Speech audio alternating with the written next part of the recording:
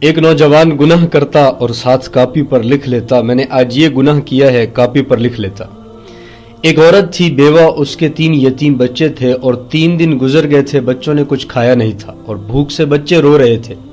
تو تیسرے دن ماں نے سوچا کہ میں کچھ کر کے آتی ہوں تاکہ بچوں کو کھلاؤں، یہ تو بھوک سے رو رہے ہیں۔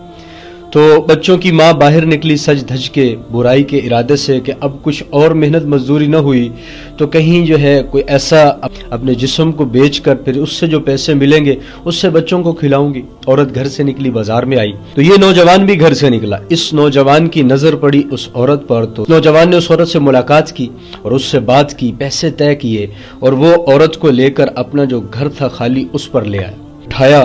جب گناہ کا ارادہ کر لیا تو وہ عورت رونے لگی۔ اس نوجوان نے پوچھا کیوں روتی ہو؟ اس عورت نے داستان سنائی کہ میں بیوہ ہوں، میرے کمانے والا کوئی نہیں ہے، 3 بچے ہیں، آج 3 دن گزر چکے ہیں، وہ بھوک سے رو رہے ہیں، بھوک سے بلک رہے ہیں اور گھر کے اندر فاقے ہیں۔ تو رونے لگی اور اللہ کا بھی مجھے ڈر ہے، خوف ہے۔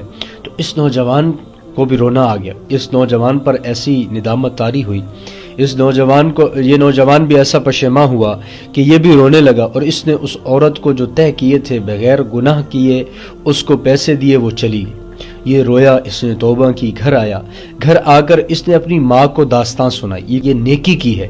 ماں کو جب واقعہ سنایا تو ماں نے کہا بیٹا جس کاپی پر یہ تم گناہ لکھتے ہو اس ایک نیکی کو بھی اس کاپی پر لکھ دو۔ جب نوجوان نے کاپی کھولی تو دیکھا اور کہا کہ اماں کاپی تو ساری فل ہے، کاپی گناہوں سے بھری پڑی ہے، اس کے اندر تو جگہ نہیں ہے۔ بیٹا کاپی کا جو حاشیہ ہوتا ہے، کنارہ، اس کے اوپر لکھ دو۔ تو نوجوان نے اس گناہ کو اس کنارے کے اوپر لکھ دیا۔ ترغیب و ترہیب کی کتاب کے اندر علامہ جعفری صاحب رحمۃ اللہ علیہ نے یہ واقعہ نقل کیا ہوا ہے۔ تو جب اس نوجوان نے اس گناہ کو لکھا، رات کو سویا، خواب کے اندر کیا دیکھتا ہے کہ ساری کاپی گناہوں سے جو بھری ہوئی تھی مٹ چکی ہے۔ اس کے اوپر صرف ایک آیت لکھی ہوئی ہے، ان الحسنات یذہبن السیئات، بے شک جو نیکیاں ہوتی ہیں سارے گناہوں کو مٹا کر رکھ دیتی۔ کون سی نیکی، کون سا عمل عند اللہ مقبول ہو جائے ہمیں تو نہیں پتا۔ تو انسان کو اپنے ہر وقت نیکی کرتے رہنا چاہیے۔ لوگوں کے ساتھ خیر خواہی کرنا یہ بھی نیکی ہے، کسی بھوکے کو کھلا دیا یہ بھی نیکی ہے، کسی پیاسے کو پلا دیا یہ بھی نیکی ہے۔ اور نیکی صرف مسجد کے اندر بیٹھ کر تسبیح پھیرنے کا نام نہیں ہے، آپ باہر معاملات درست کر لیں یہ بھی نیکی ہے۔ بیواؤں کی، یتیموں کی، غریبوں کی آپ ہمدرد بن جائیں، ان کی مدد کریں، ان کو جو ہے کھلائیں پلائیں، ان کی ضرورتوں کو، حاجتوں کو پورا کریں، یہ بھی بہت بڑی نیکی ہے۔